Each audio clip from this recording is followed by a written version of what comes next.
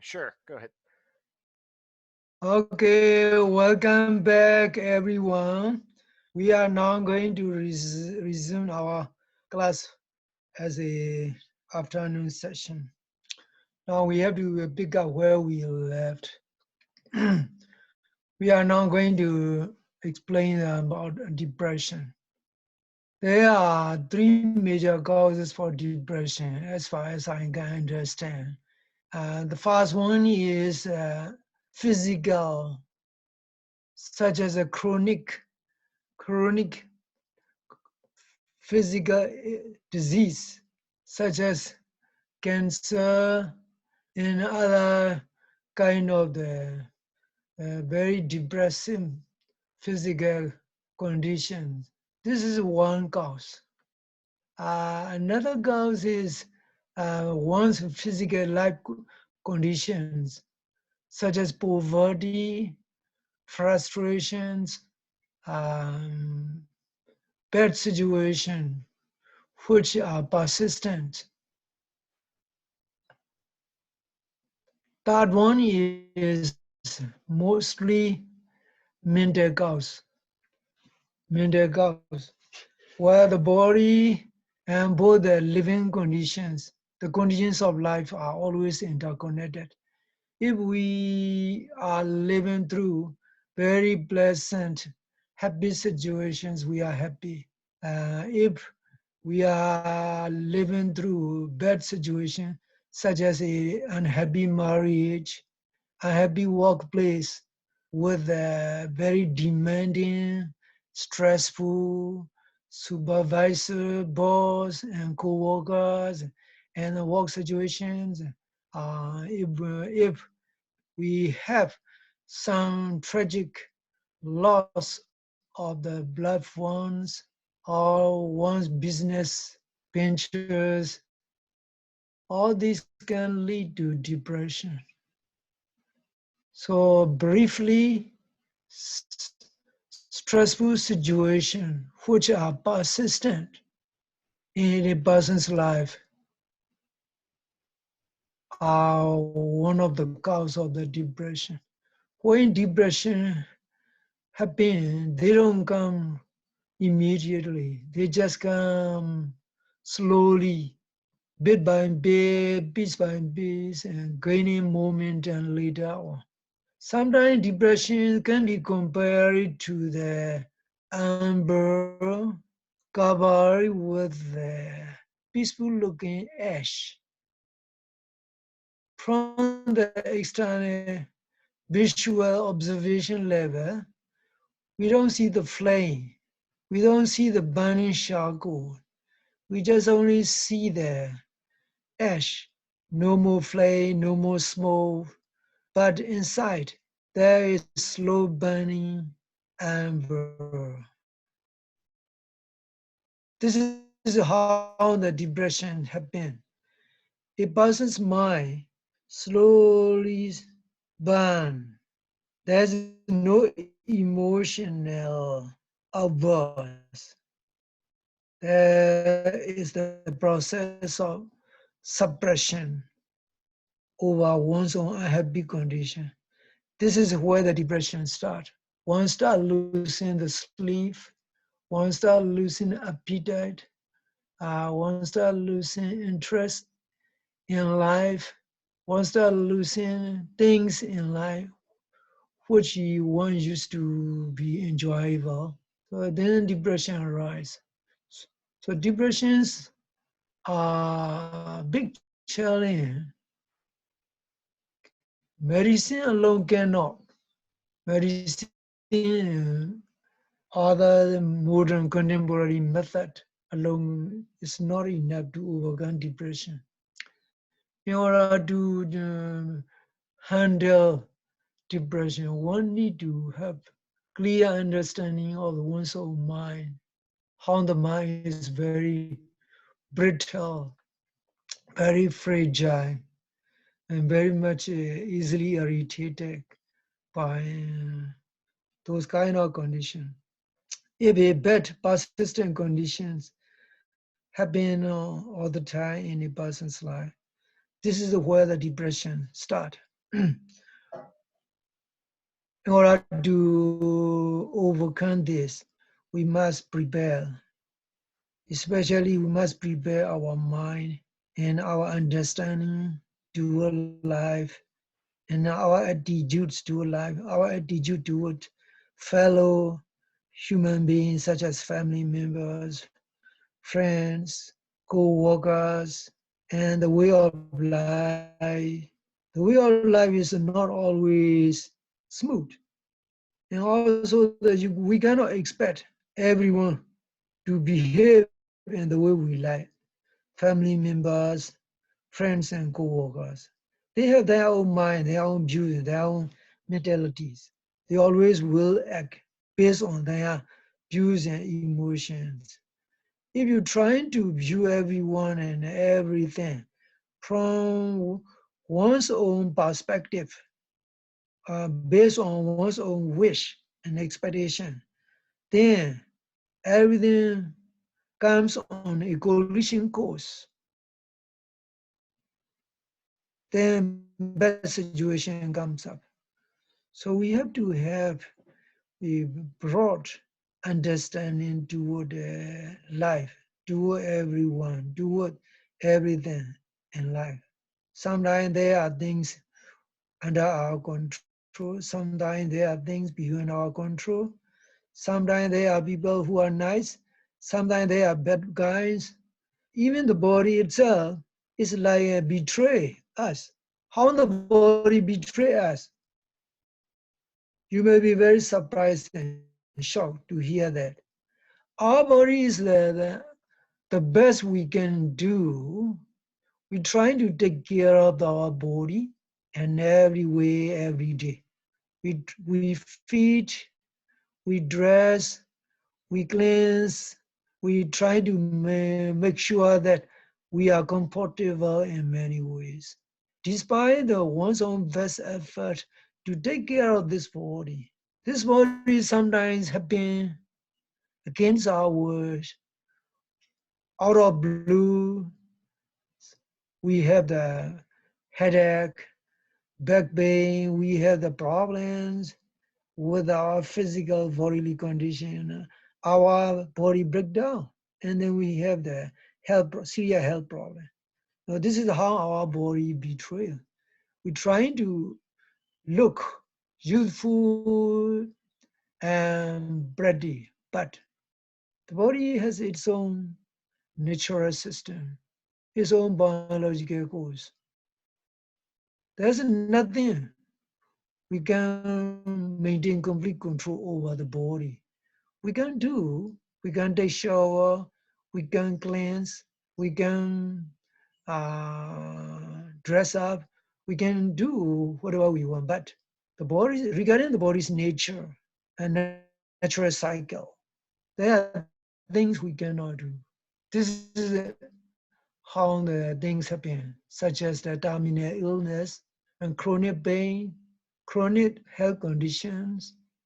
When such kind of the unexpected bad conditions of the body happen, you must be ready to accept it as it is.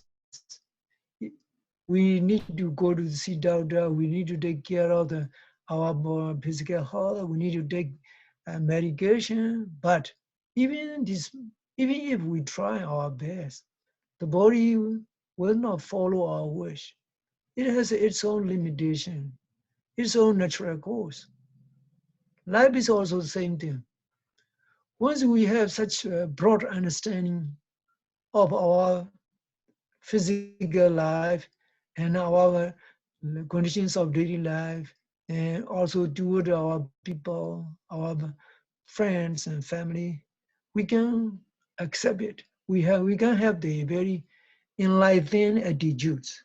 We have to develop this enlightened attitudes toward life, to our body, ourselves, to our families and friends, all the people we are related to in our daily life. This way we can move through, we can ride through bad situation. Otherwise, it will be a cause for depression. So once depression come up, It's very difficult to overcome. The only way is to have good advice. Psychiatric advice, psychiatric treatment is one option, but it is not all cure. It's not all cure and sure method, even though it can provide relief and it can provide some sort of the comfort, but chemical drugs have side effect. They have unnecessary side effect, such as a tendency to have the suicidal thoughts, etc. So my position regarding this is that we have to prepare our mind. You have to learn how to take care of the mind, how to view, how to have develop the right attitudes toward life, toward everyone whom we have to associate in life. This way we can overcome, we can be prepared. And also we have to learn how to observe emotion, how to observe the mental function, mental states through the mindfulness meditation. This way we can handle. Otherwise, it's very challenging. Now let me talk about the bipolar and dementia. Bipolar and dementia are the same thing. I never had bipolar disorder before I settled down in the West. Now some people they have the bipolar. Actually, this is a emotional process. Emotional process of the people who cannot control their emotion. One of my friend, he has a panic attack. He has a panic that he used to live in the Australia, Sydney. Sometimes he talk on the phone, uh, seek advice. But luckily he learned how to meditate. Now he is okay. His panic attack is no more. He can handle all the emotional problem through meditation. So my advice is to take care of the body through the proper bodily care, and also the mental care through meditation, through the and developing the right attitude, positive attitude, very strong mental state. This way, the bipolar disorder can be overcome. Now, the next process mentioned in the note is dementia. Dementia is very strange, whose causes are not clearly defined. Before I talk about dementia, I would like to share a practical story which happens which is happening among one of our friends. They used to live in California, husband and wife. Husband is also a doctor, wife is also a doctor. They make a lot of money. Now they already past 60 years. They retire due to unfortunate situation which happened to the wife. The wife, her profession is an anesthetic physician which used to give the anesthetic to the operating patients in the surgery room. She started having dementia sign. Later, the situations become advanced. So the husband, who is still working as a doctor, has to retire because they have only one child, one boy. So they have to retire from their work. So they moved back. They moved back to Shanghai and they settled everything here. They just hand over all the management of their house and their business to their friends, and they just move over to the Yangon. And the lady is now the same age like me. She is even 2 years younger than me. She is like in a vegetative state. She doesn't know whether she have taken medicine or she have taken breakfast or lunch. So there is someone to serve as a caretaker. She needs constant care. Sometimes she can remember when I just go visit, see her. But most of the time she cannot remember who I am. She cannot. Why this happening is very interesting. They don't interest in meditation. All their life, they are always living a very hurried life. Walk and home, home and walk, back and forth all the time. They just spend their life in a hurry because they just came to United States about more than 27 years ago, and they have to make things and settle down to get a house, to settle themselves in the society, etc. They have to make a lot of effort. So their minds are restless all the time. So this may be one of the reasons. Also, there may be some genetic problem, family genetic. But in their family lineage, I never had someone suffering from dementia. So no one can tell exactly who, which caused the dementia. Most probably is the mind always restless and always disturbed, always distracted. And such a mind is the basic of the dementia. I can notice some meditators who used to come to do retreat under my guidance. They cannot focus their mind. They are always in a hurry. They always want to do this and that all the time. So I have to tell them, slow down, take time. This is a very important part of training. You have to slow down, you have to take time to enjoy life, to do things, necessary things, one thing at a time. And take life not by grabbing on every aspect of life. Take life on small portions, amount, small portions of what your mind can grab and can take care. This is the right attitude, the right approach to have mental peace and mental relaxation. Another is to practice meditation regularly, like the way we sleep every day. Meditation is a way of recharging the mind, re-energizing the mind by focusing on the meditation object, by keeping the mind calm and relaxed. And also by letting go without putting the burden and strain on our mind. So regarding the dementia, these are some of the points I would like to see. So the treatment in respect of mental disorder is very simple to understand. Let's turn to next page. Let's turn to next page.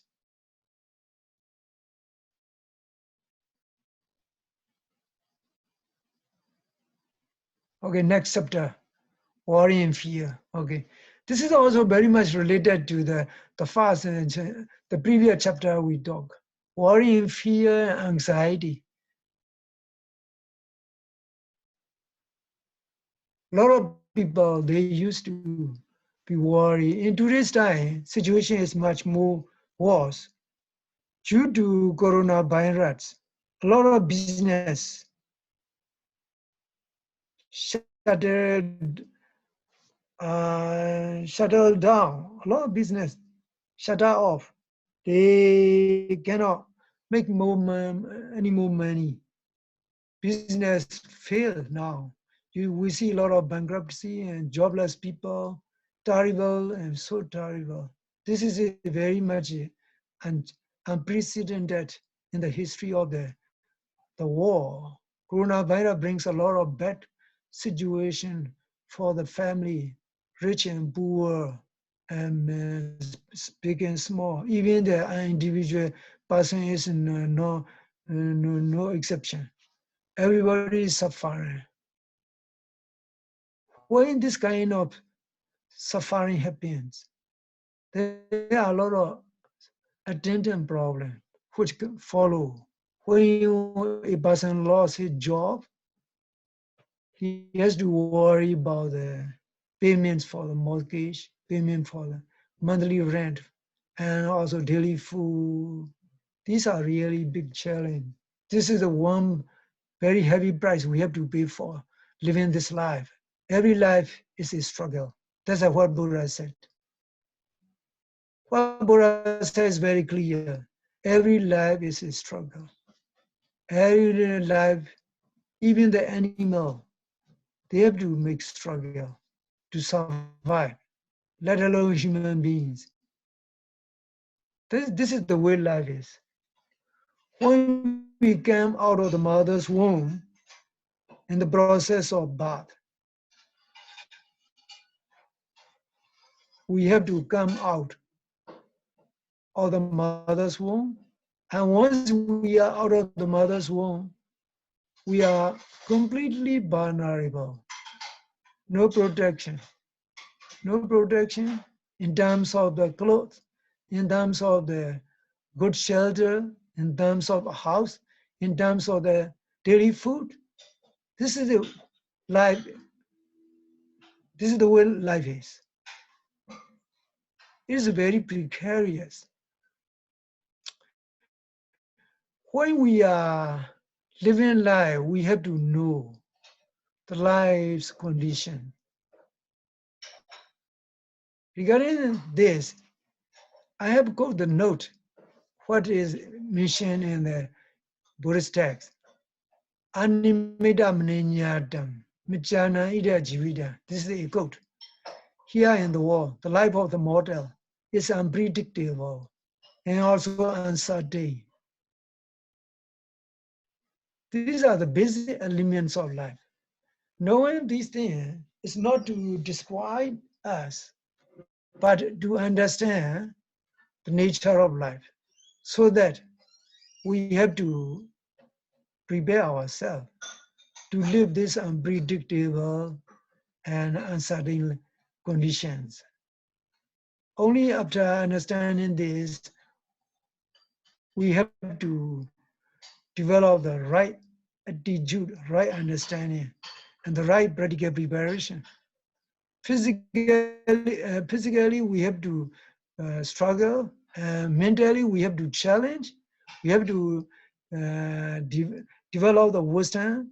By means of wisdom, by means of the understanding, we have to accept as it is. The fire is hot. We should not blame the fire for being hot. What we have to do is how to handle the fire, like the fire extinguisher. In Buddhist texts, people are compared to the fire extinguisher who has to deal with the fire because it is his profession. We see fire crew in every city. They have to undergo very rigorous training regarding how to put out the fire. They have to put on the fire retardant clothing. They have to learn how to manage the fire. By learning and by undergoing the rigorous training, before they become active fire crew, they will be good firefighter. In the same way, we have to be a good firefighter. We must be able to know about that. We must know about the fire, how hot, how deadly it is. In case we cannot handle it, it can burn. It can burn our whole life and not only our body.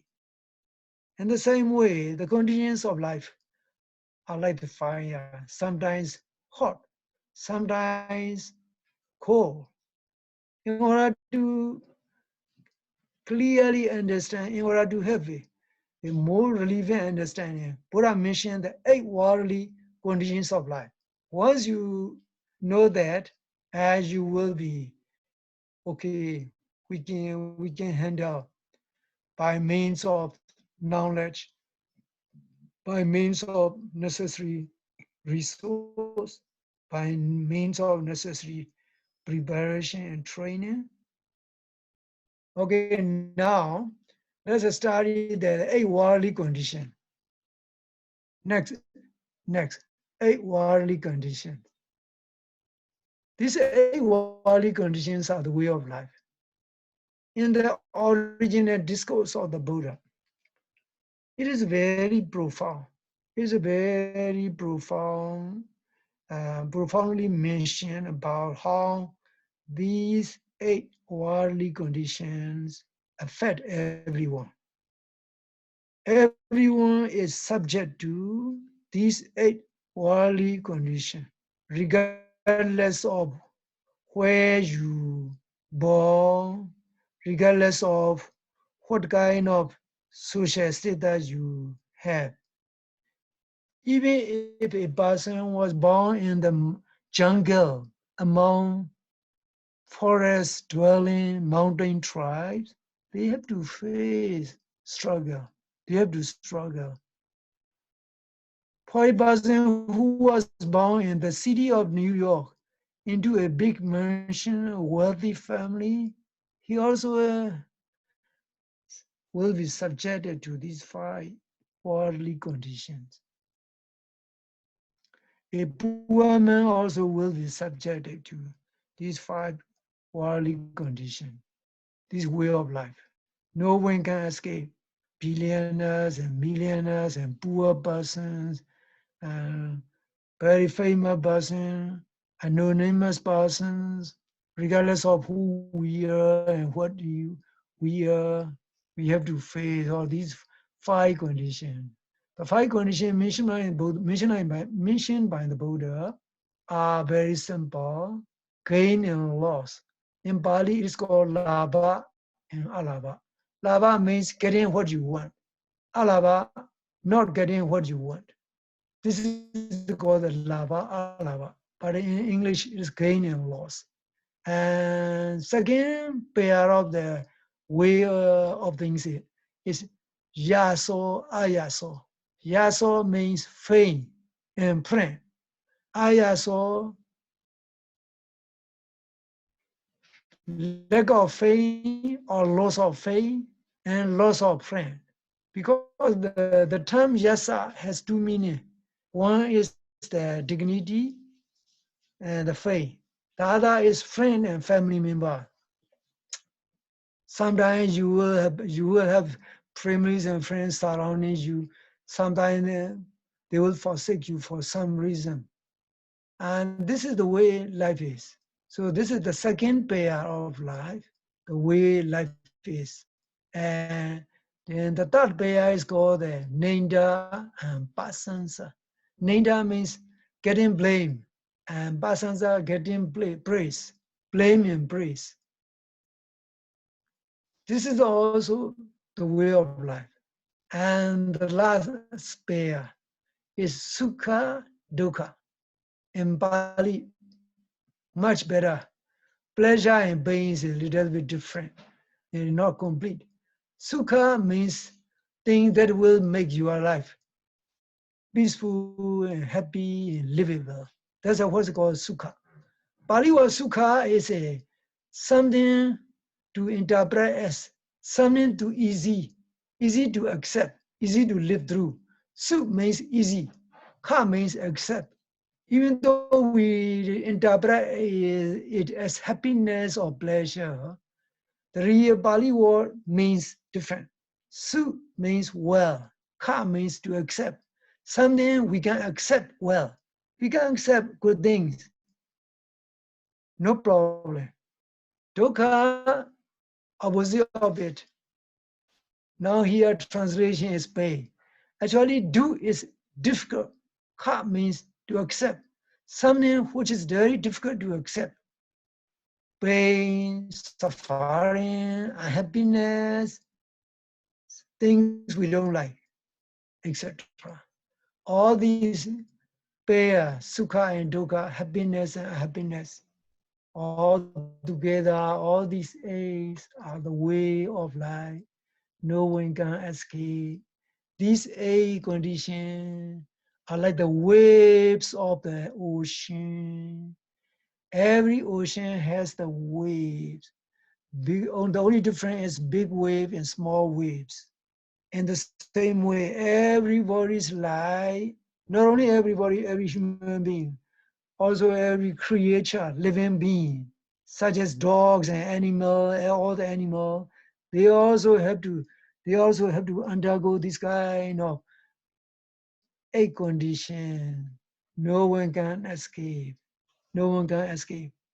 Once we understand this, we have to prepare by having right attitude, having wisdom and knowledge, having all the necessary resources ready and available.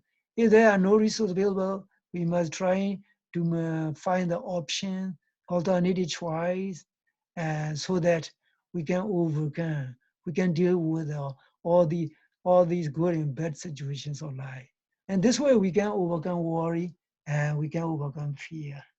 And the real method, sure method is through mindfulness meditation.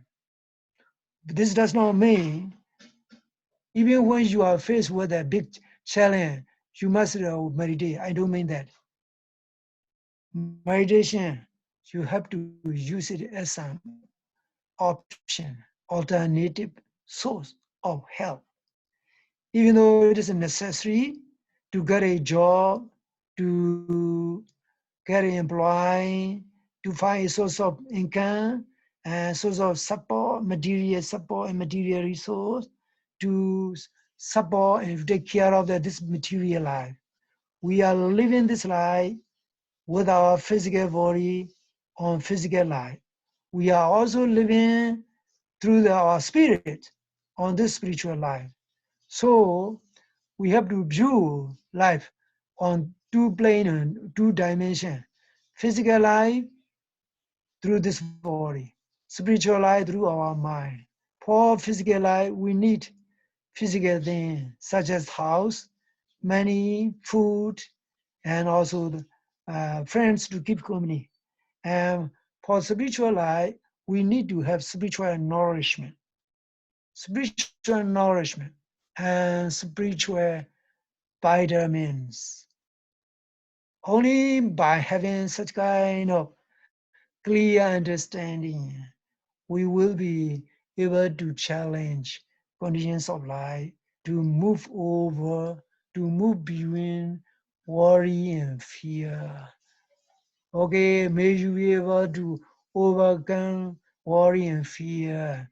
May you be able to prepare for overcoming this worry and fear. Okay, now let's go to the next chapter.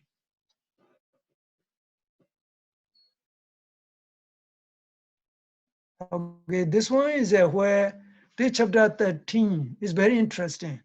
We in the last week section, last month session, we have been already here, but it's very good to recap the previous chapters so that you can familiarize with with Buddha's teaching, important things about life and conditions. Now, this is more important of our course, Chaita Mano and Vijnana. Before we learn about the meditation, we have to learn a little bit about of the mind. There are three different terms regarding the mind. They are Chaita, Mano, and Vijnana. Actually, there are other terms which used to refer to the mind, such as Nama, and Vijnana Khanda, and Namakaya, etc. So the term Chaita means the capacity to feel aware, to be conscious. This Bali word Siddha comes from the root Sainda. Sainda means to think, to aware. It is the thinking capacity of our body, our physical existence, our life. So this is what Siddha means. In Buddhist texts, there are altogether 89 kinds of Chaita. Unless and until you study the Buddhist psychology, you will not understand such kind of variety. Normally, Jada is one, only one nature, natural consciousness. But this Jada branch into different mentalities based on uh, conditions it comes in contact with. For example, there is an ordinary mind of ordinary people put on the earth, on the heaven. All people, all beings, they have this ordinary mind and develop and train. And when a person trying to develop and train the mind slowly progress. This mind is called progress mind or advanced mind. In Pali, this is called the Magata. Magata means the mind which reached to a little bit higher level of purity and cleanliness. And the third level of mind is the highest. This mind is called the Lokotra. Lokotra means the supramundane or transcendental mind, the mind which transcends the ordinary bounds and ordinary limitations. This mind usually happens to the Buddha, to enlightened saints who have attained and the third and the fourth stage of enlightenment. So altogether, these are basic three categories. Uh, in order to get the 89 minds, we have to study more of this based on these kind of three mental states. So three is ordinary mind, and second is a progressive and advanced mind. The last one is more advanced and more supramundane mind. Now I want to explain the term mano. Mano means reasoning, the capacity to reason. It comes from the root word mana. Mana means to know, to reason, to logically think, to distinguish between right and wrong, between bad and good, between logical and unlogical. This is why it's called mano. But it also refers to the human mind. Now, the third term, vijnana. Vijnana, we means specially. Nya means to know. Na means add of. So vijnana means add of the specially knowing, special knowing capacity. Special knowing capacity. We have this special knowing capacity. The mind has this special knowing capacity. We can distinguish color, we can distinguish good and bad things, we can distinguish things we should do, things we should not, etc. So, all these three terms refer to the consciousness. We all possess this consciousness.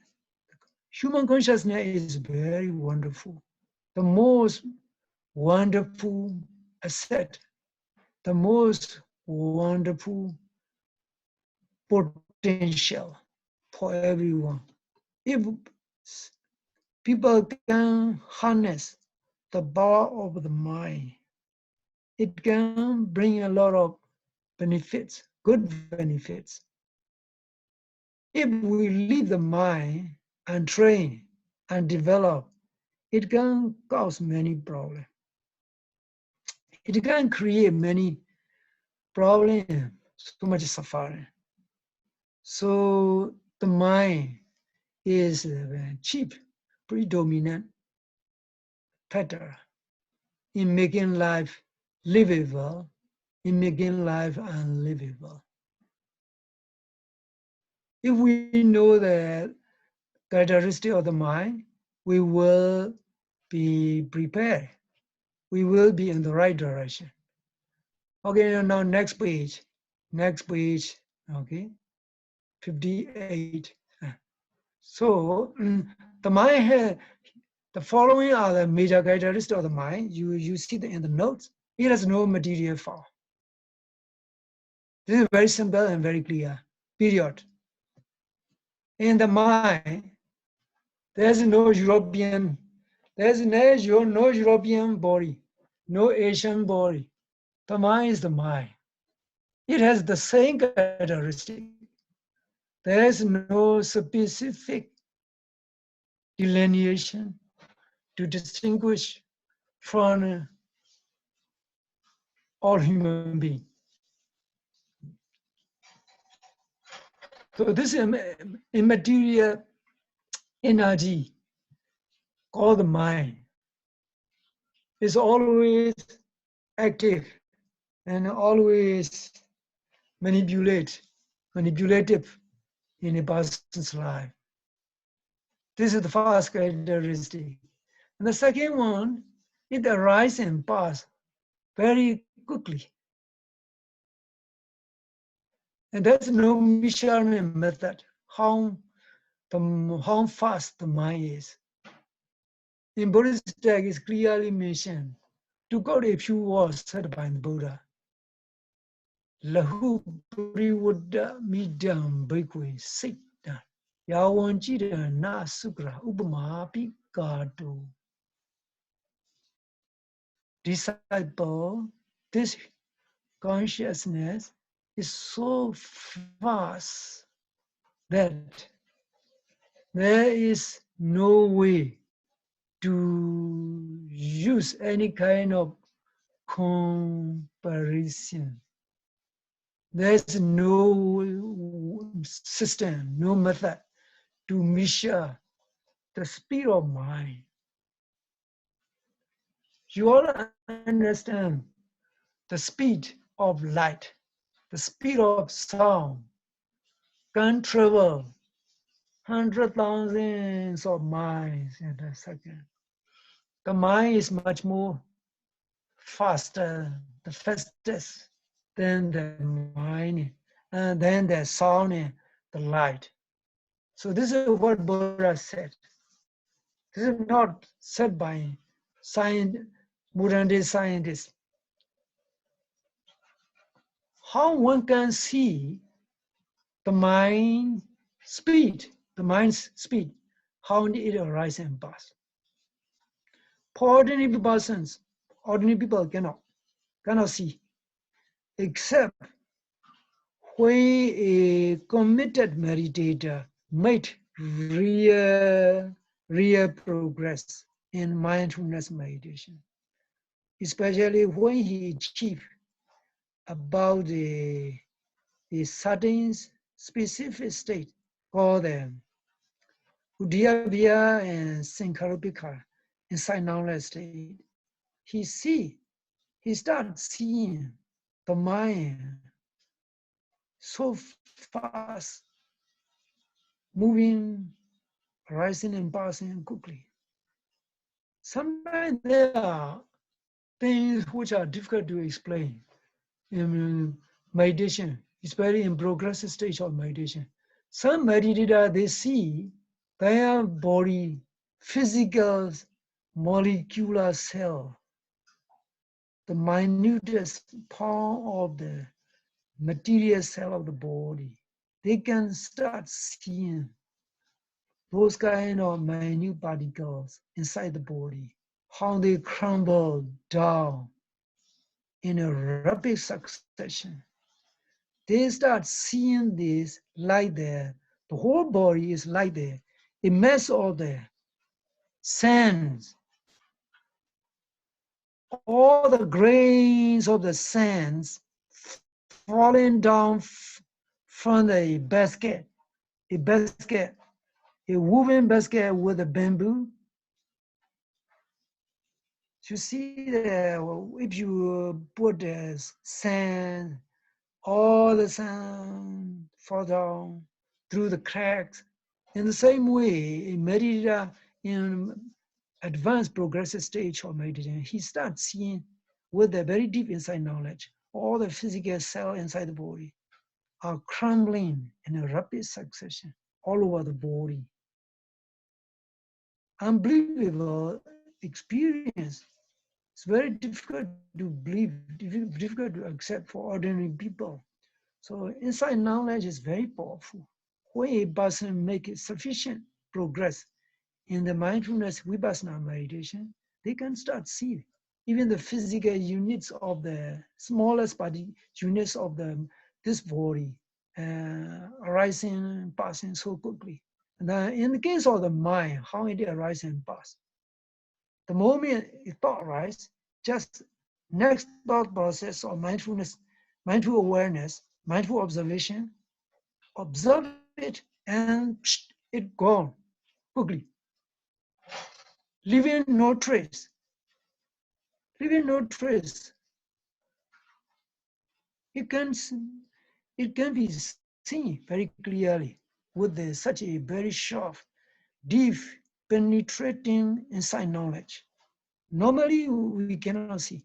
Ordinary people cannot see. Even the meditator who just only do meditation on again, off again, not regular visits, they cannot. Only committed meditator who have made real progress in their mindfulness meditation can see the mind arising and passing, very good succession. Even the thoughts become the object of mindful observation. And the thoughts, the moment it is being observed, it's already gone. Um, even mindful observation also the same thing, and because they are also the mind mental process. So the process of the mind, how it arises and pass in a very fast manner, is one aspect mentioned by the Buddha. Number three in the notes in front of you is the most pure and innocent in its basic fundamental natural state. I think I have already explained in the last week's section. I just mentioned about an infant, a newborn infant. A newborn infant's mind is so innocent. And also you have this kind of innocent mind in the process of deep sleep. For example, when we are in deep sleep, undisturbed sleep, very sound sleep, and that moment, during the process of sleeping state, in active mental state, that consciousness is very innocent and very pure.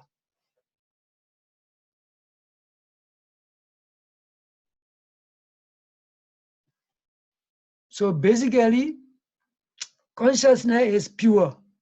But why we become bad guy? Because we don't know how to handle the mind. For example, you see that a very temperamental person and a criminal.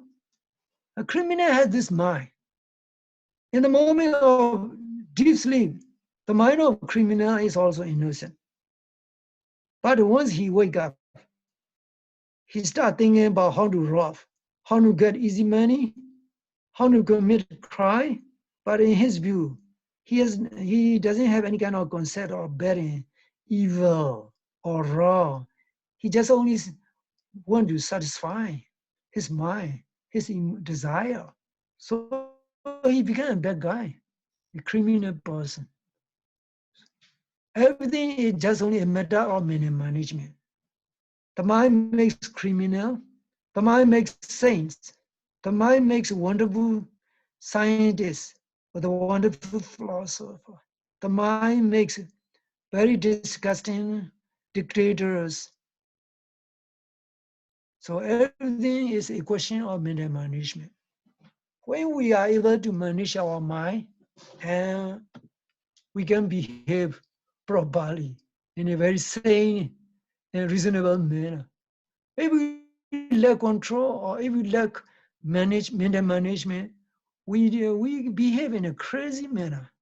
So the mind is very much predominant in our life. Now, what Buddhist text said is that the mind is naturally pure, In order to prove this, I want to share what Buddha said. Oh, okay, now let's have a break because we already passed 49. Let's have a break. We start.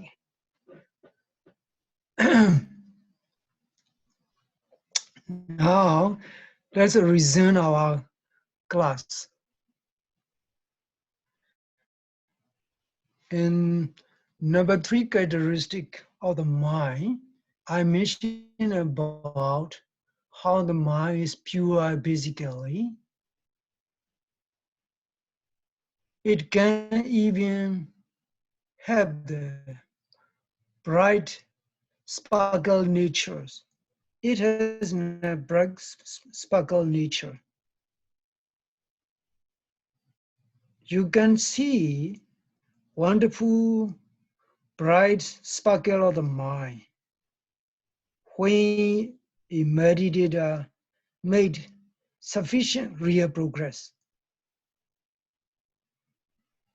In Buddhist texts, it is clearly mentioned about a certain progressive stage and experience of the meditation. The first one is the seeing the spark and bright spark of the mind.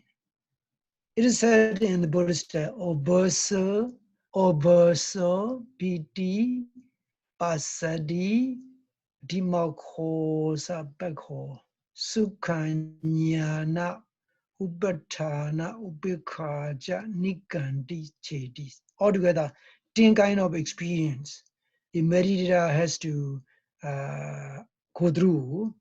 The first experience is seeing the spark and bright spot of one's own mind. But this does not happen to all people. It depends on the progress, the real progress made by a meditator. I have explained in the previous session about this by quoting the Buddha's word, Pavasra Midam Bhikkhave Citta. Human consciousness has sparkle, its own natural sparkle. But when we cannot see this sparkle, most of the time, the mind is contaminated with the pollutants, temporary pollutants. So the purpose of meditation is to reduce those pollutants. Now let me go ahead to the number 4 characteristic. The mind can travel to great distance. There's no doubt regarding this. It can travel to great distance without any kind of barrier. This is the ability of the mind. Those who possess psychic power are actually the power of the mind, not the power of the body. They can travel to great distance. They can appear and reappear and somewhere else, even though thousands and hundreds of miles away. So number 5 characteristic is the difficult to restrain or to manage normally. So the mind is quite difficult to manage ordinarily. It can use to manage the mind only mental training known as the meditation. Number 6 characteristic is the greatest potential. The mind has great potential for both positive and negative consequence. We can see it in our daily life. If we try to be positive and trying to develop good mental conditions by proper care and proper understanding, by rectifying our weak points, then the mind has great potential. And number 7 characteristic is the mind is naturally volatile and so fluid. This is also understandable, very easy to understand. And the 8 characteristic, it can determine where we go, to the heaven or to the hell. or do the good results, or do the better results. Everything depends on the mental states. How we could improve our mind. So number 9 is the water, and the waterlessness of life depends on the mind. When we understand this, it's become more clear, more obvious to train the mind, to take care of the mind properly. So we need to take care of the mind. This is my conclusion remark regarding this page. Now let's go to next page. Let's go to next page number 59. The mind culture, mind development, and peace. We have been here already in the last session. The mind culture, mind development are the basic to achieve peace, to enjoy peace. Without mental culture, peace will not be accessible. So mind culture and mind training is very important part of the Buddha's teaching. There are three kind of the major trainings in Buddhism. The first one is doing charitable deeds, and then which is called the dana. The second is observing the moral precepts, maintaining moral standards. And the third one, and the most important one, is also practicing meditation.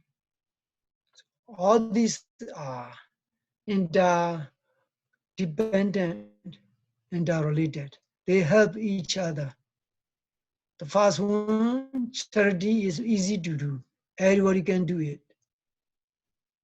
And observing the precepts and maintaining the moral precepts is a little bit challenging. It needs determination, courage, and consistency to observe the moral precepts.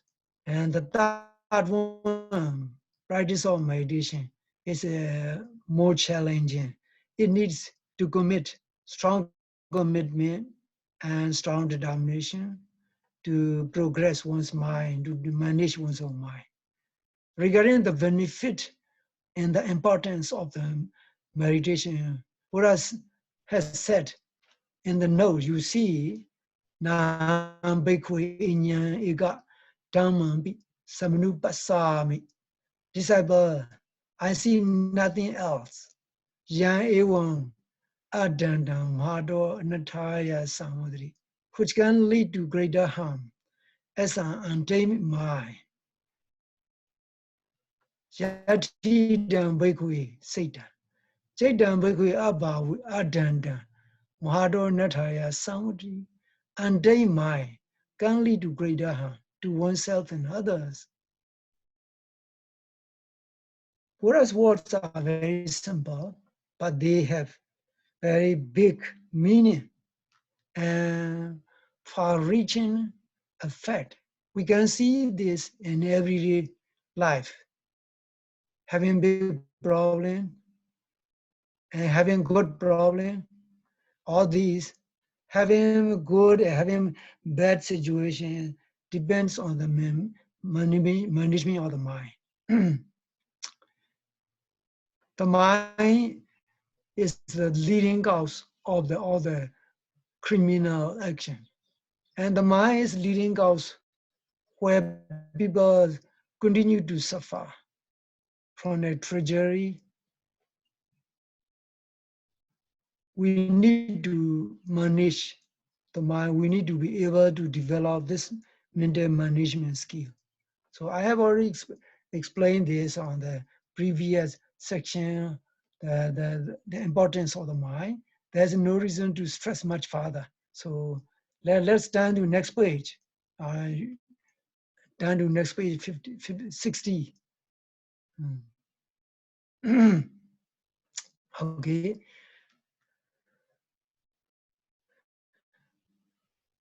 Positive mind, positive mentality are actually outcome of the mental training, successful mental training in this case. In the beginning phase, mental training is a big challenge. It's like a trial and error process.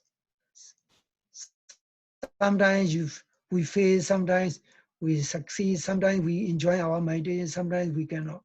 But this should not be an obstacle. We must persevere, we must try to progress in our mental training and spiritual journey.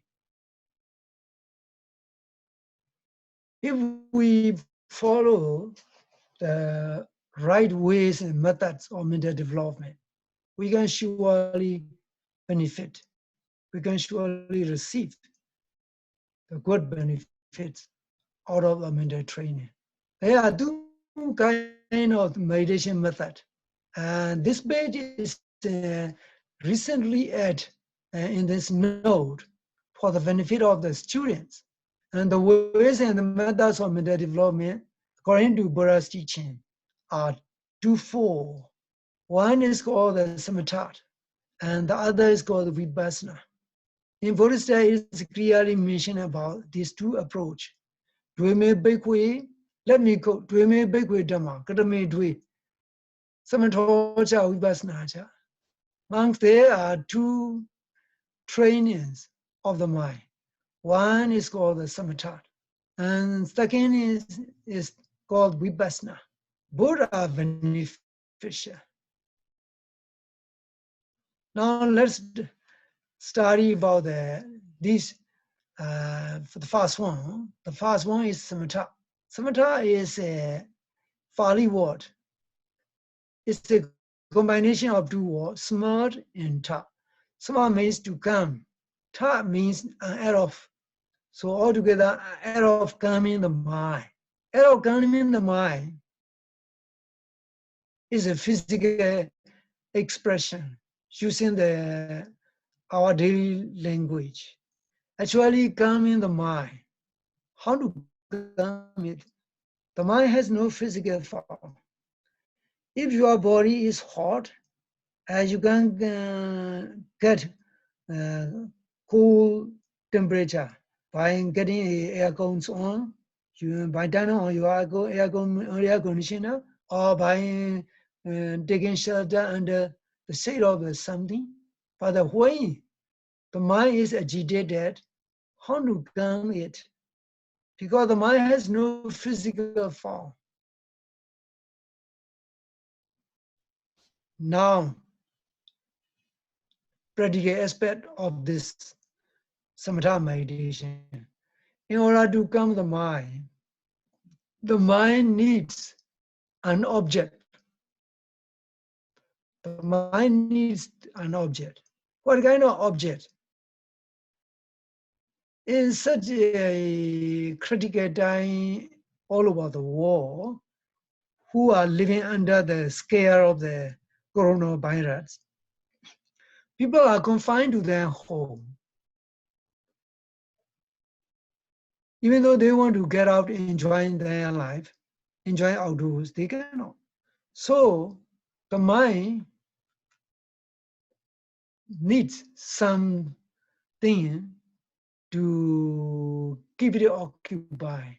We have electronic gadgets such as iPads, smartphone, or computers, playing games, or watching TV, and sometimes we try to kill the time by doing this and that all the time. The mind needs to be occupied. It needs an object to keep it calm. But all these kind of external stuff are not the right tool to keep the mind calm. For example, if you try to observe something, let's say enjoying some sort of the game, the mind becomes more agitated. So through meditation, You can keep your mind occupied by keeping it on a meditation object. The easier method is to observe one's own breath or one's own bodily moods with an impersonal detached mindfulness. So this way, the mind becomes calm and quiet slowly. So the object of meditation is mental, in this case, the mind's object. We have to keep the mind focus on the object of meditation. In this case, we have to give the mind uh, observing the breath, our breath, inhalation and exhalation is primary object. The purpose of this samatha meditation is to achieve sustained degree of the mental calm and tranquility. When a meditator can keep the mind calm by focusing on meditation object, slowly mental calm becomes consistent and continued. Slowly, it can lead to more progressive stage. Regarding this, I would like to share the important teaching regarding the anapanasati meditation. In the previous last month session, I talked about the 40 subject of meditation. 40 subject of meditation. Um, Among the 40 subject of meditation, anapanasati is included in the anostic meditation and 10 anostic meditation. Other things are mostly the ordinary recollection. Anapanasati is the pathway for the samatha and vipassana. Altogether, there are 16 stages of the anapanasati meditation. In Anapanasati Sutta discourse, Buddha mentioned about how a meditator can start breathing meditation, known as Anapanasati. The past process Buddha recommend is very simple, easy.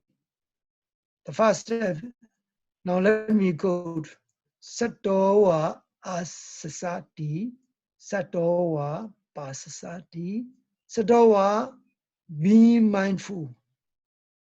Asasati, one, breathe in. Sasowa pasasati, be mindful, one, breathe out. So what it means that just don't breathe in, don't breathe out unconsciously and casually, the way we used to breathe in, breathe out. Everybody always breathe in, breathe out every moment, every minute, every hour. But we don't pay attention. We just do casual breathing. What Buddha recommends is no, don't do that. Just mindful breathing in, mindful breathing out. Just pay attention to your breathing process. This is the very act which keeps you alive. By breathing in, you provide necessary supply of oxygen into the bloodstream of the body, giving new oxygen in new blood. By breathing out, you take out the old breath. Very important source of reconnecting your life with the outside wind element. No one can live without this air supply. So you just, in order to appreciate how wonderful it is to prolong your life, you just do it knowingly, not casually. Just breathe in, knowingly. Breathe out knowingly. You can try now. You can try now. Just breathe in. Feel the touch of the air. The touch of the warm air going through the nostril, the opening of the nostril. Just keep your mind, your spirit there. Feel the touch. Be there. Merge your consciousness into the in breath. And then you breathe out.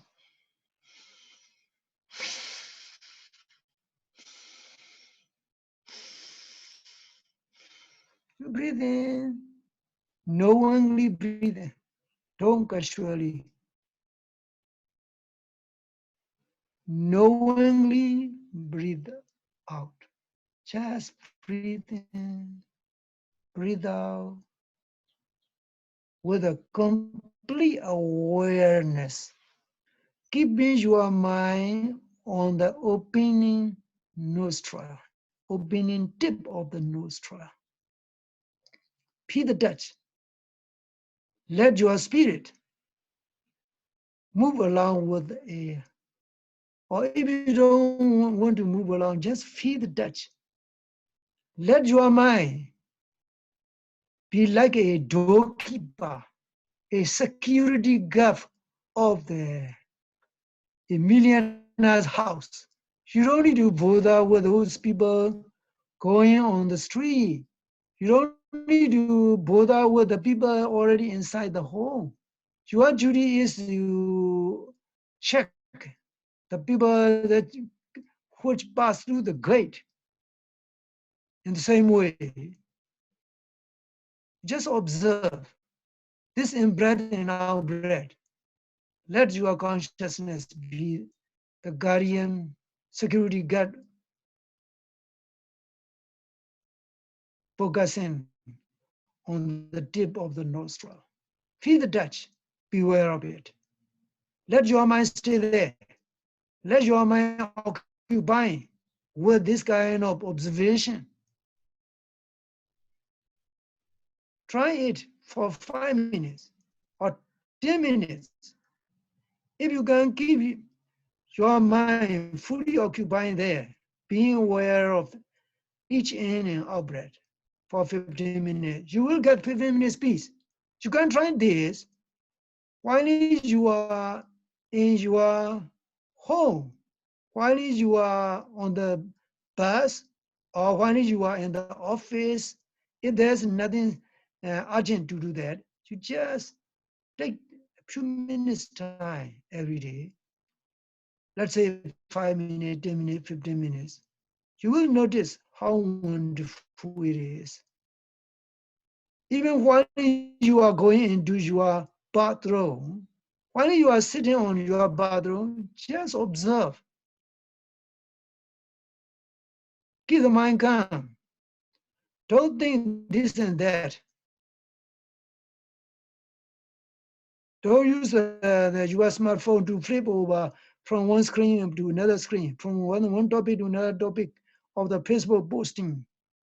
Just do and try this very simple, easy meditation method.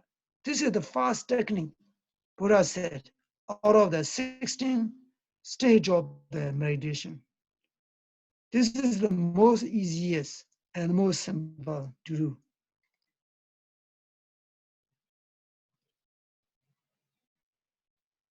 Now, the second method, I would explain a little bit.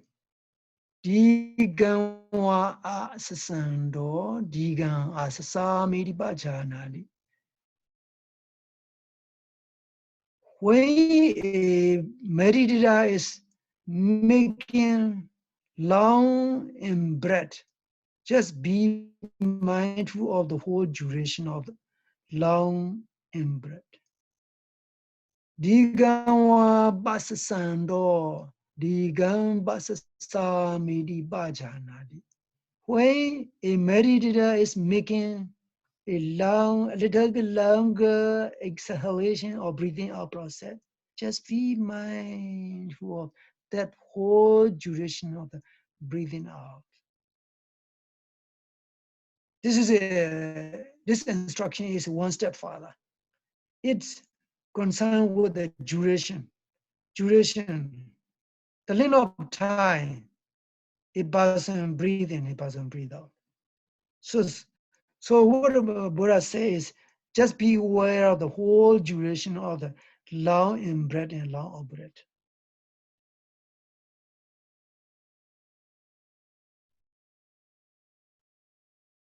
Sometimes people make a long inhalation and long exhalation, such as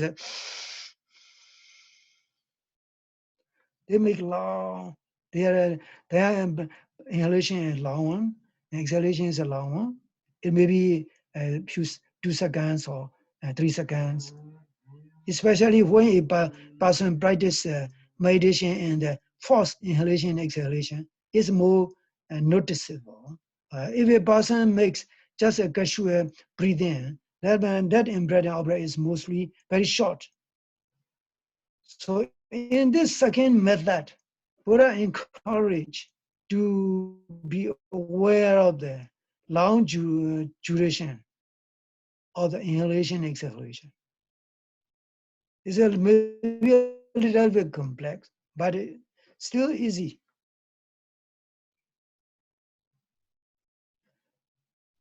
You can try this if you are making long inhalation intentionally.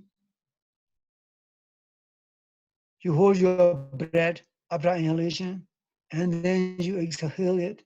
You breathe out and make a long exhalation, breathing out. Just be aware of that. Let the mind fully aware of that, the whole length of breathing in, breathing out. This is the second stage of instruction given by the Buddha. And the third one is Rasanwa Asasando. Rasan Asasamidi Bhajani. Rasanwa Basasando. Rasan Basasamidi Bhajani. When a meditator is making short breathing in, he must be aware of that short duration of breathing in. When a meditator is making short breathing out, he must be aware of that short breath, short breath out, short breathing out. This is the last stage of instruction.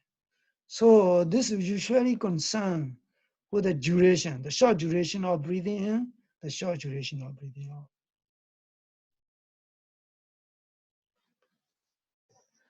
Most samatha and vipassana meditation are based on anapanasati, breathing meditation. In samatha meditation practice, meditators are required to observe this breathing continuously. They don't need to go after wandering thought. They don't need to go after pain, sensation. They don't need to go after mental states. They don't need to go after the song. They don't need to observe. Just only observe one meditation object, in this case, breath.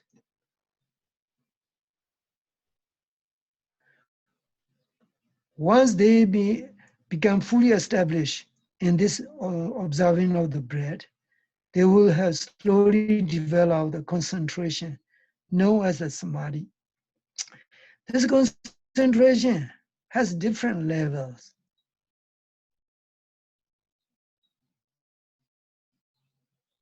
In Buddhist texts, it is categorized depending on the duration of the concentration and the characteristic of the concentration. First, I want to explain you the category of three categories of the samadhi based on duration. The first one is called the khanika samadhi. Khanika samadhi means momentary concentration. Momentary concentration is a short-lived, not long-lasting one. is a moment. This concentration lasts for a moment, let's say for 5 minutes, 10 minutes, not continuously, not consistent. Sometimes it disintegrates, sometimes it comes back. This is what is called the Kanika Samadhi, which means momentary concentration. And the second one is a little bit more developed, more sustained. This is called the Upachara Samadhi. Upa means close, Chara means happening, happening close, closer to the more higher mental states, more sustained absorption states. This kind of concentration is more longer, more stronger, and it can further lead to the third stage of concentration called the apana samadhi. Actually, when a meditator develops this second degree of the concentration, he is surely making progress further. Most meditators, they have to struggle with the momentary concentration only for a certain amount of time. Let's say for the first 1 week or 2 weeks, etc.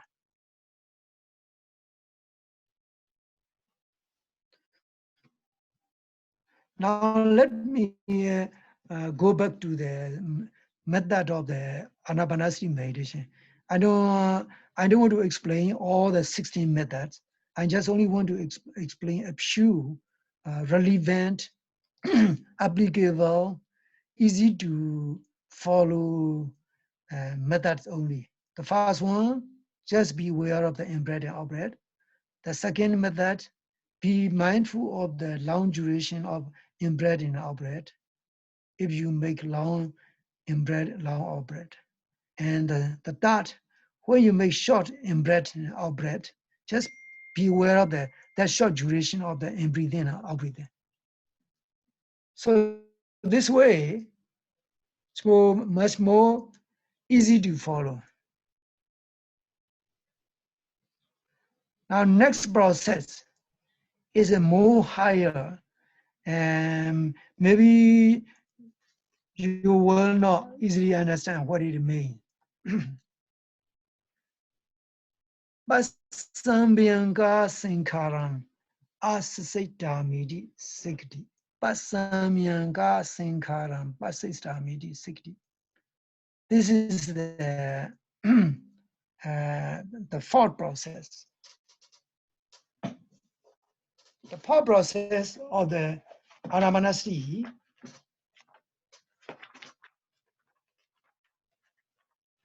is a little bit challenging. First, I have to explain you this instruction.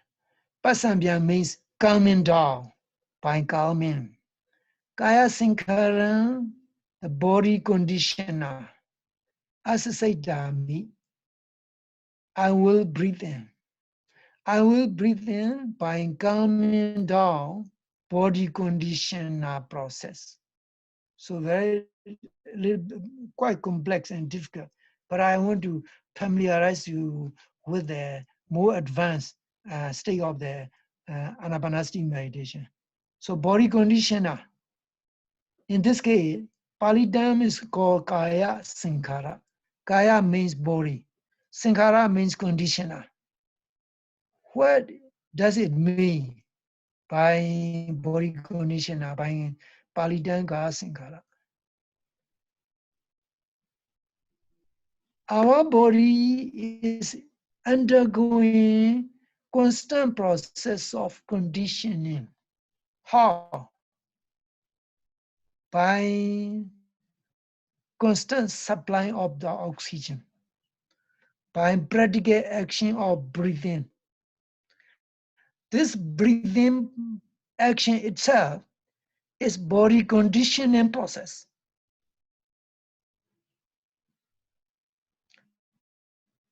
Now you will be very surprised by this statement, which comes from the Buddhist text. Your action of breathing is body conditioning. conditioning process. You must calm down it in this number 4 stage of meditation. How you do it is very difficult, complex to explain. In Buddhist commentary, it mentioned about to control your breathing process for a while. Let's say for 40 seconds or 60 seconds, etc. You breathe in, you hold it without breathing out immediately. You breathe out and hold it, stop it. Don't breathe in again. You hold it for a few amount of time. Let's say 50 or 60 seconds or 2 minutes, etc. This is how it means calming down body conditioning process. It's more rigorous and more advanced. For some meditators, it may be a little bit difficult to do that. So holding breath, you breathe in, holding out breath, you breathe in again. So this is the next stage of the instruction given by the Buddha. Because they are advanced,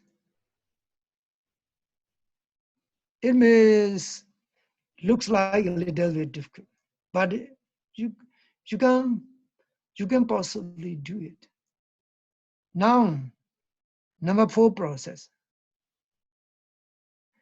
Sabakaya patisamvedi asita medisikti. Sabakaya patisamvedi pasita medisikti. Sabha means all. Kaya means the whole body. Sabba kaya, the whole body. Patisamvedi means being aware of the whole body. What does it mean by the whole body? When we are breathing in, we must be aware of the whole breath and feel the body and being penetrated with the in-breath, incoming air. This way you just be aware of the whole body. This is more like a sweeping the whole body and knowing each in-breath and the whole body and the presence of in-breath. When you breathe out, you just be aware of the whole duration of the breath, outgoing breath, and how the internal air is forced out. Altogether, I have explained you 5 processes. These two are more complex and more advanced. So you can try only the first 3. The first 3 are very simple and easy to do. And then the last 2 are a little bit complex.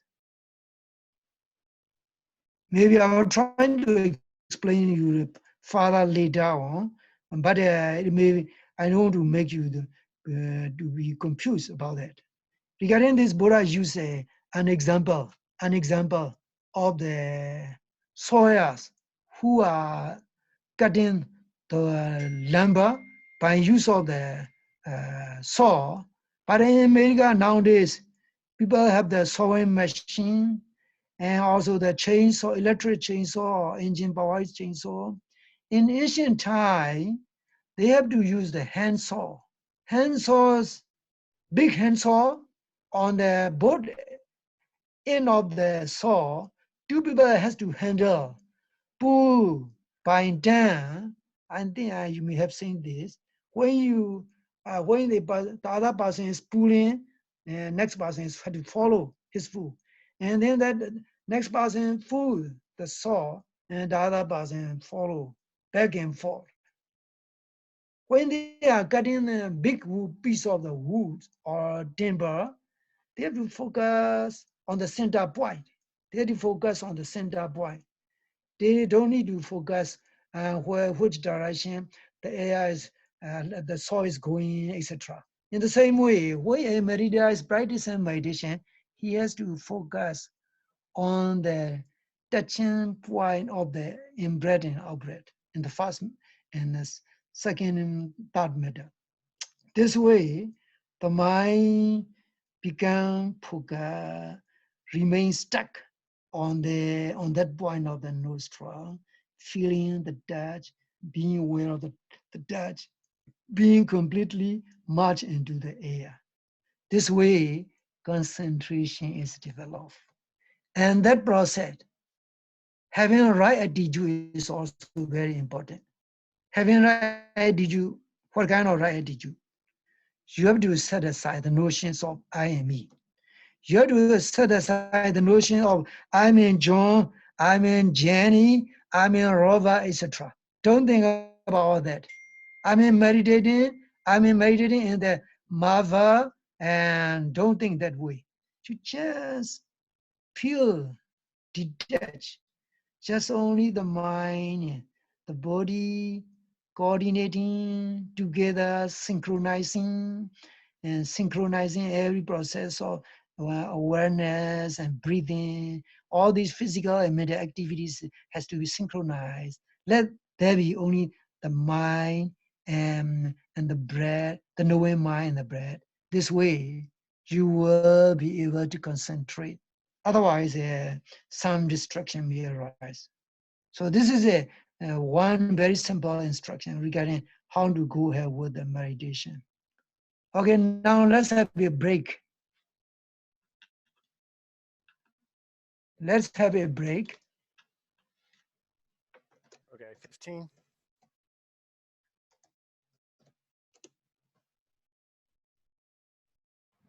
I hope everybody is now ready. Yes, I think we are. Okay.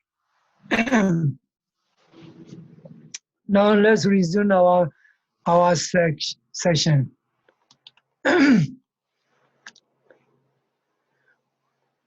In the samatha meditation, I have explained to you an example of the two people cutting big piece of the lumber and using the handsaw, big handsaw, and pulling and pushing. When a person pull, the other person follow. When the other person push, the other person pull. This is quite uh, normal. In the same way, when you meditate, practice anapanasati meditation, his attention, his mental focus should be on the tip of the nostril, observing the each in breath and out breath, remaining there. This way, the concentration can develop. Among the many samatha meditation out of 40 subjects, anapanasati is easy one. Also, there are other things. In the last month's session, I explained you the kasina meditation. 10 kasina meditation. If you want to know more about 10 kasina meditation, you have to refer to the part of purification regarding the 10 kasina meditation. For example, earth meditation, water meditation, fire meditation, wind meditation, and space meditation, light meditation, etc. They are also very simple one, and they don't need to be focused by means of the mind. They just only use observation, and on the observed visual object, the mind is to be occupied there. Slowly, the mind developed a vision, first mental image. The first one is physical image.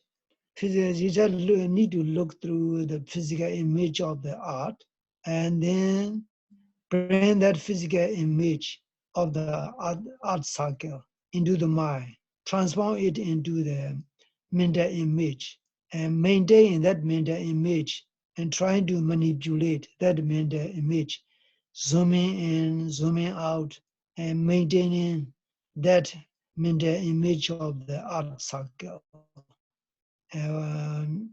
Where a person can maintain such kind of the mental image consistently, the mind becomes more calm and pure, and it can develop progress. It can develop more experience. But most casino meditation, they need good instruction. Good instruction.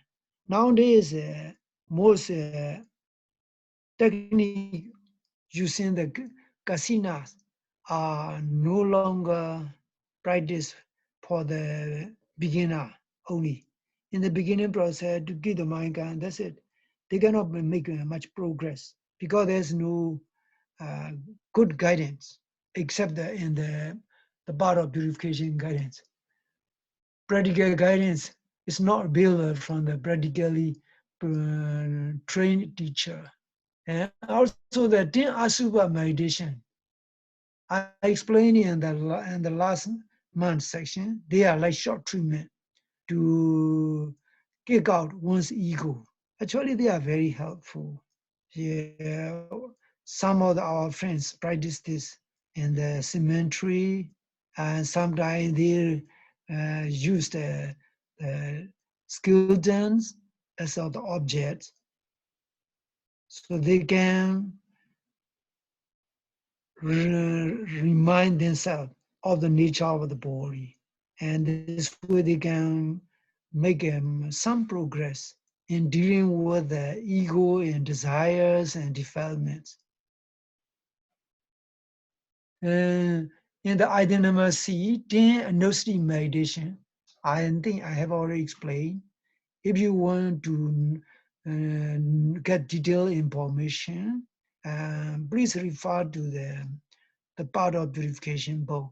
Then nosati, recollection of the Buddha's attribute, recollection of the Dhamma's attribute, recollections of the Sangha attribute, recollection of the moral attribute of oneself, recollection of the wonderful attributes of the divine beings in the heaven, and recollection of the peace and calm nature of the Nibbana, uh, recollection and remembrance of inherent nature of death, um, breathing meditation, and these are all gnostic meditation. Out of these 10 gnostic meditation, Anapanasati meditation and the remembrance on the inherent death are more easy for people, especially those committed meditators. Normal people who are living household life, they can practice monastic meditation, recollecting on the nature of death. It can increase awareness and appreciation toward life. And it can also help oneself to prepare to face certain situations of loss. So this way, they will no longer be feel sorry when someone or something goes wrong in their life. All these meditation are good in many ways. Now, item number D, 4 meditation of sublime abode. The practice of metta, the goodwill. Practice of the compassion, practice of the joy, practice of the indifferent attitude, equanimity. All these 4 can be practiced based on goodwill fast. Metta meditation is most important thing. Without making progress in metta meditation, one should not practice karuna or mudita or ubeka meditation. In order to practice metta meditation, I think I have explained you in the previous months how to meditate.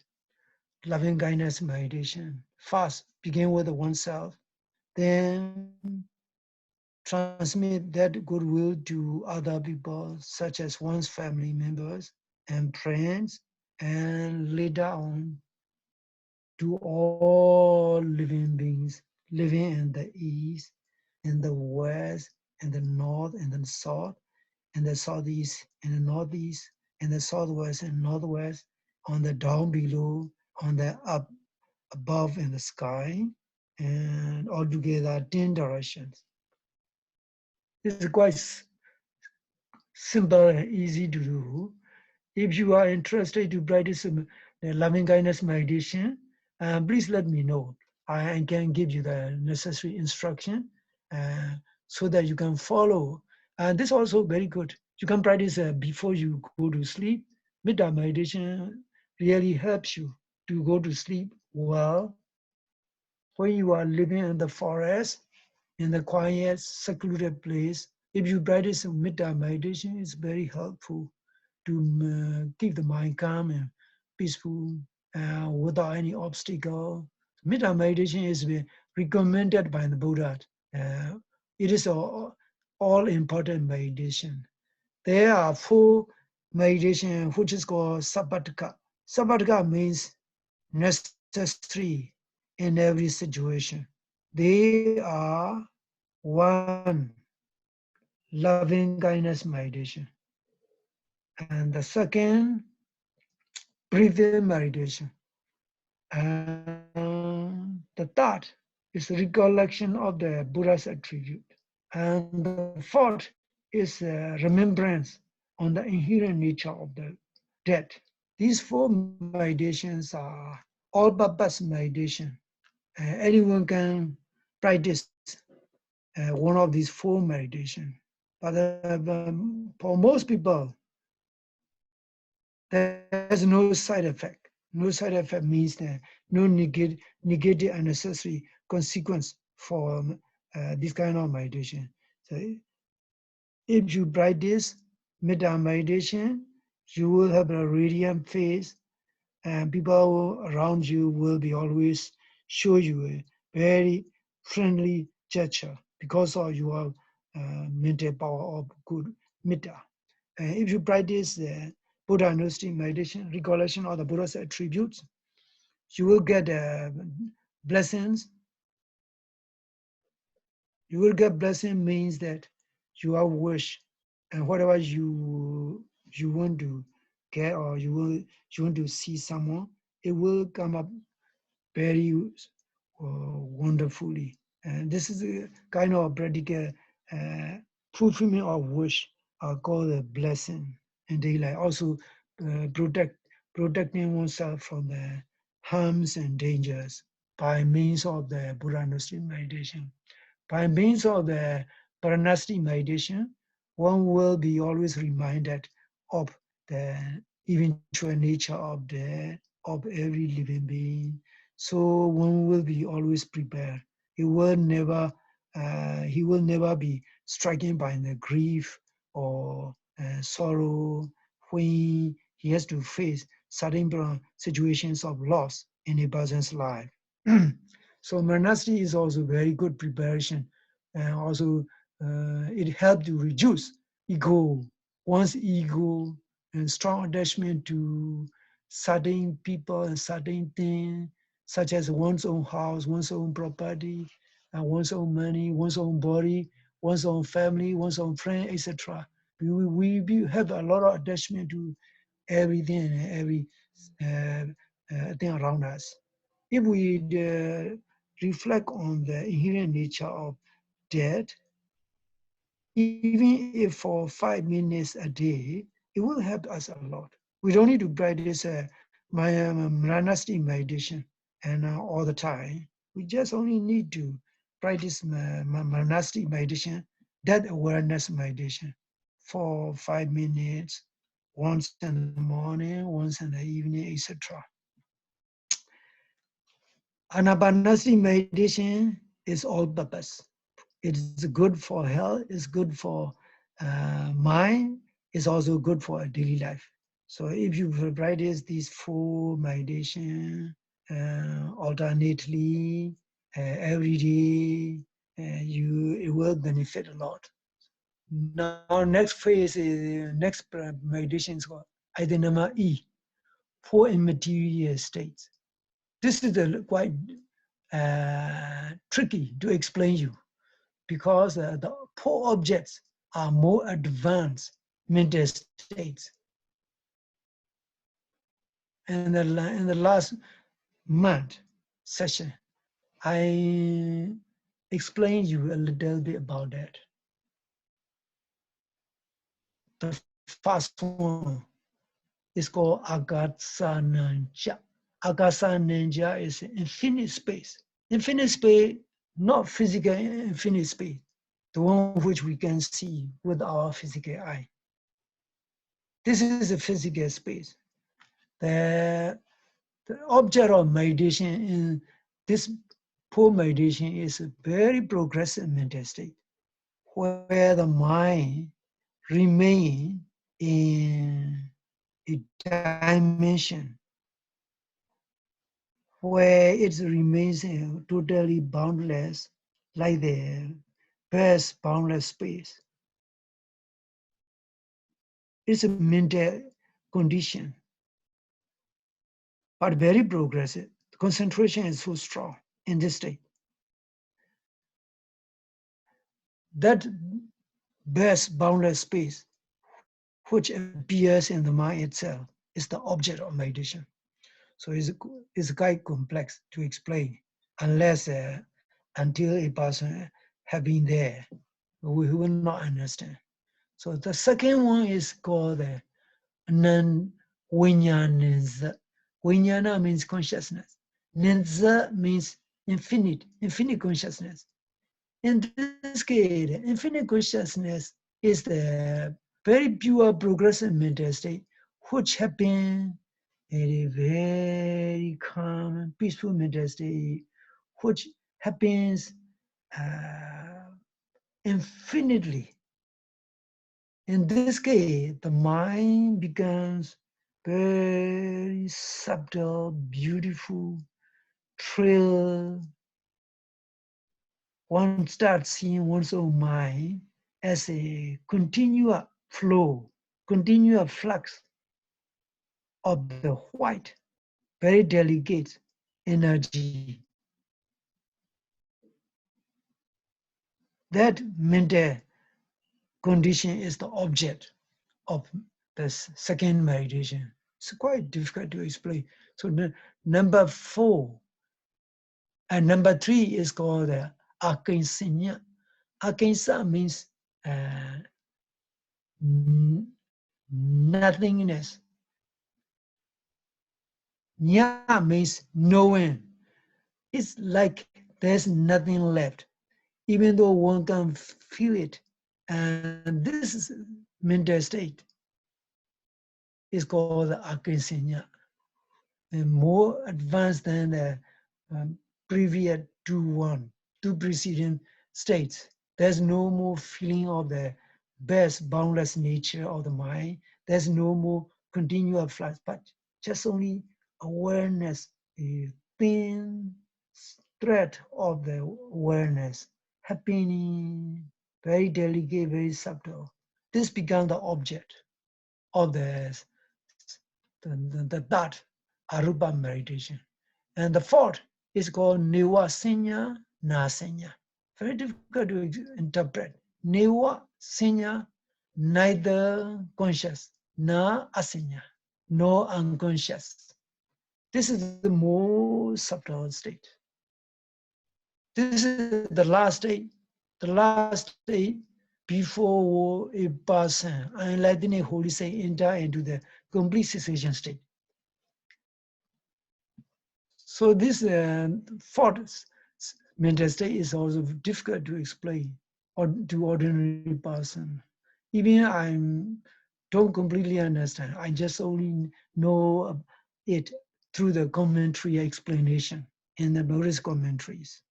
When a person achieve this kind of full immaterial state, advanced state of consciousness, they can remain in that state for a long period of time. This is what is said in Buddhist text.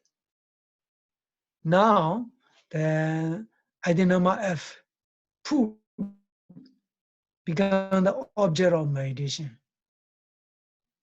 Food itself become the object of meditation. Usually when you practice a mindfulness meditation, Vipassana meditation in a retreat, you are instructed to observe every moment of eating with mindfulness. And you are instructed to observe the food as something which you need at the same time, which you have to detach. This way, meditator can develop a feeling of detachment, a proper attitude to the food, so that food craving and food desire will be overcome. This can lead to the moderate eating and eating with whatever available food without making any fuss, any problem. This is also very wonderful training, spiritual training for a meditator. So it is called the Hari Brikula Sanya, developing repugnant attitudes toward the food intentionally, so that one's food desire and food craving slowly reduce and remove. And the last one, four physical elements meditation. Four physical element meditation: art, air, water, and heat. Our body has these kind of four elements. We just observe these kind of four elements. In the Whipping Up Pali text, Buddha clearly explained about internal, external element, internal art, external art, internal air, internal water, external water, internal heat, external heat elements. It's very detailed explanations given by the Buddha regarding this. You can refer to the part of purification if you want more detailed information. Also, I would like to invite you to ask questions if you want to know more about this. They are also, this meditation is also simple, easy to reflect. You don't need to focus on certain things. You just instead reflect on the body. You see the gross physical body. This is the earthly elements. This is the earthly element. And you see the heart bones, very strong solid bone. These are also earthly elements. You can see earthly elements inside the body. Watery element, you can see the blood, the urines, and the mucus, and nasal fluid, saliva, all the fluid that comes out, all the body opening. These are just only fluid water, water elements. And air element, through this air element, you can speak, you can make sound, you can move your hands and your feet, and you can sometimes feel the air inside your stomach, making a noise, When there's no food, it makes a lot of noise. So this is one element. You can see inside body, internal air. Now the heat element, this is also very simple and easy to reflect.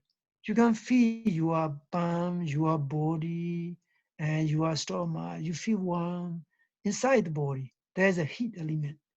With this heat element, all the bodily organs can function properly. With this heat element, every food we eat is digested. So shortest way to practice these meditations in the body. There's earthly element, there's watery element, there's one element, there is heat element. All these four elements. This body is composed of these four elements. There is no robot, there is no joint, no journey. This body is just a combination of these four elements. These four elements themselves are subject to arising and passing away. There is no me, there's no mind, there's no one who owns it. You just reflect a very simple way. You don't need to focus on the pain, sensation, etc. Just only focus on these four physical, gross physical elements. When a person repeatedly reflect on these four physical elements, he can start feeling the function of each element in the body. In Buddhist, it is mentioned that a bacha, he just cut through the whole body of the cow, the whole body of the bull into different portion and legs, stomachs, and all the fleshy parts, the bony parts, and all the seconds. He just separate them. After separating, he sell it by by placing all those kind of portions of meat on his meat stall.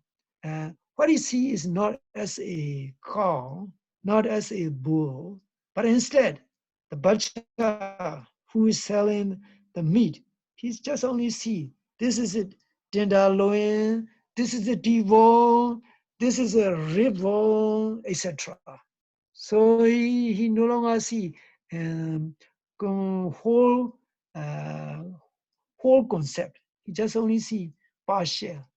The concept, but as body parts, not as a core.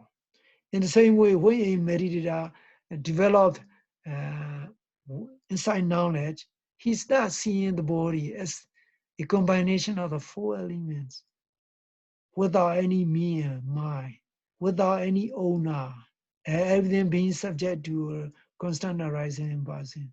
So he starts feeling detached from the mind and from all his own body. He's slowly move on to attain, to develop the inside knowledge.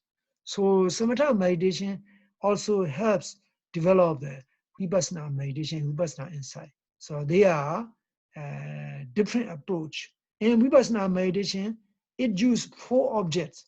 In samatha meditation, it uses only one object as starting point. This is the only difference. Now let's talk about the vipassana meditation. Vipassana meditation nowadays is becoming very uh, followed by a lot of people. And in the United States, there are quite a number of people who are involved in Vipassana meditation. People in the Hollywood, people on the Wall Street and San Jose, Silicon Valley, they start noticing this wonderful benefits of Vipassana meditation. Why it is becoming very popular? Because it can handle with the mental problems, emotions. It can help reduce stress. In Buddhist teachings of the Buddha is not actually not Buddha's teaching. It is teaching regarding the universe, natural process and natural phenomena. A true Buddhist is not a fanatic Buddhist. A true Buddhist is more intellectual because all the Buddha's teachings are about the universal truth, which never discriminate anyone. So, like the way we eat the food is universal. Eating process is universal. In order to eat the food, you don't need to combat. You only need to explore the taste of the food, the nutrients, and the benefits of the food. Once you know necessary things about the food, it is up to us to eat. Buddhism is like that. Buddhism is not reserved for the Buddhist devotees alone. It's for everyone. People are not blamed, not going to hell for not believing in the Buddha. People are not going to heaven for just only merely believing in the Buddha. It depends on our action. That's how Buddha's teaching is so broad and so universal. In Vipassana meditation also, anyone can benefit. Anyone who comes from different background of the religion or social background, it's okay. With one condition. That condition, he must be serious and he must have a strong interest and he must be able to practice it with a sincere attitudes. Then he can benefit with the proper guidance and proper training. So this is how Vipassana meditation is all about. Vipassana meditation, the objective is to develop wisdom. In this case, called the Vipassana Jnana. Vipassana Jnana. English translation is called the insight knowledge. Even the term Vipassana is a very beautiful word. It's a combination of three words. Vipassana. We means specially. Passa means to see. Na means action. Act of seeing specially. It's very much similar to the way the scientist sees the water. Ordinary people, they see the water. This is mountain water, this is the spring water, this is lake water, this is river water, this is purifying water. The scientists may see this as a combination of H and O, H2O. So a scientist's understanding toward the water is more practical. While the view of the ordinary person toward the water is more superficial. In order to move beyond superficial understanding, we have to have a new perspective, new approach. This is what Vipassana means. Vipassana is a new approach to see ourselves and everything around us through the new perspective. That new perspective can lead to liberation. What kind of liberation? Liberation of the mind, liberation of the intellect. Our mind, our intellects are not liberated normally. We are always bound, always shackled by constant, persistent view of me and mine. Even when we take the last breath, we always view we are taking the last breath. We are no longer going to see our families and friends.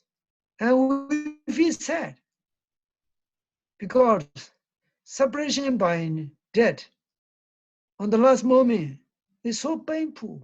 Ordinary people, they are very much afraid. They don't even want to talk about death, let alone facing death. A truly liberated, enlightened saints, whose mind and intellect are already release from the bondage of the defilements and ego is so wonderful. I want to share a story about a wonderful meditator. Wonderful meditator. I want to introduce you this time. She's a lady about, let's say, 81 years old lady. She have been practicing meditation for long, long years. So let's say, to give the story short, one day she's about to die. She knows this. She's going to pass. So she tell ahead of time to her family member, she's going to pass maybe today, but she cannot tell the exact time. So what she do is that she just practice meditation. And when she's practicing meditation, she start noticing the heartbeat getting weaker and weaker. Then she's just lying down. She observe each beating of the heart, being fully aware of the heartbeat. She remain calm and peaceful. She just only talk to her family members not to worry anymore about anymore for her. Just keep on doing good deeds, even though she may be no longer in the war with her family. And saying such kind of peaceful, encouraging words, she just remain focused on meditation. She can see the blood circulation slowly stopping on the tip of the feet and slowly coming toward the stomach. She see the air, the movement of air, the movement of the blood slowly weaker and weaker. And she can tell, now I'm very near to my last moment. Don't cry, she tell her children. Don't cry. And this is a very wonderful experience of cessation. She can still see all the bodily function. She still remain conscious. And even the heart is slowly giving up its function. She can even see the heartbeat. She said, now my heart is going to stop. My heart is going to stop. Even after that, she can see very soft sound, and then the heart stops. And after her heart stops, her bodily heat still remain. All the bodily joints are not getting stiff. It's very interesting. Even when the family members are preparing her body, they can bend, they can stretch her body, her physical body, feet and legs, still no cold temperature. And only when her body was cremated, they just let go. Normally, the body is like nothing has happened. It's like nothing has happened because of the power of the meditation, the power of the Dhamma. In the case of enlightened saints, there is no body fluid coming out of the body opening from the nose, from the ear, from the mouth, from other bodily parts, openings. No bad smell, no any kind of bad smelling fluid ever come out. It's very interesting. In the case of some enlightened saying, sometimes the bones become the small beads after the cremation process. people can collect those kind of the small beads, which are the remains of the bones. In Buddha's body, Buddha intentionally make an intention to transform the solid part of the body, the bones, into the beads, and they become relics. In certain case of the some committed meditator, this used to happen. And this is the power of the Dhamma. This is no other magical action. The Dhamma itself is manifesting in a very mysterious way. So mindfulness meditation is like a all-purpose meditation. We can practice in our daily life. We need to focus, but in the beginning phase, we have to focus on the breathing or the observing of the abdominal movement. And later on, when our mind slowly becomes stronger and concentrated, we can move to other objects, sensations, and the mental states, and physical phenomena and mental phenomena. It's like a full-pronged attack against the enemy. Sometimes meditation is like a one-pronged attack. You face the enemy only from one side. You launch assault only from one side in sometimes meditation. When you Vipassana meditation, you launch your attack from multiple sides so that defilements have no chance to come up. This is just only a brief explanation regarding samatha and vipassana meditation.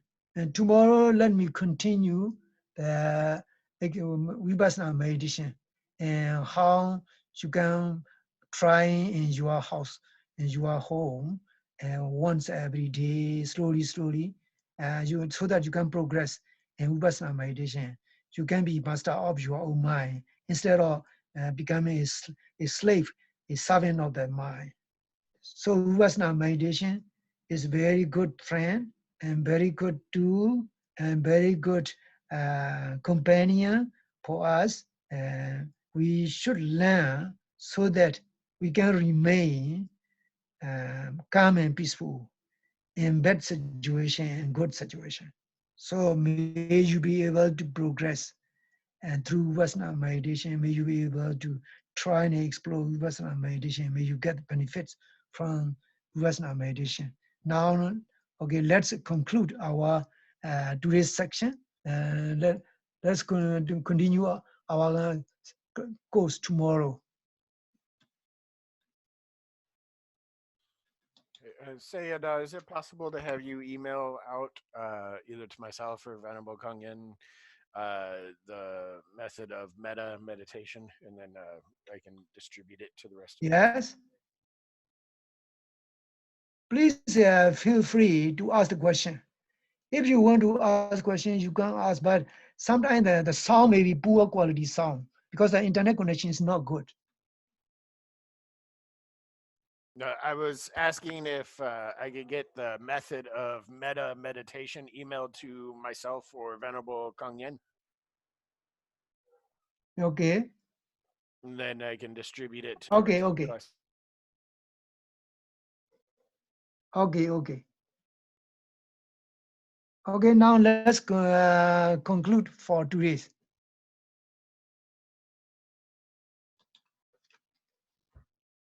Okay, thank you, Sayadaw. Okay, you're welcome.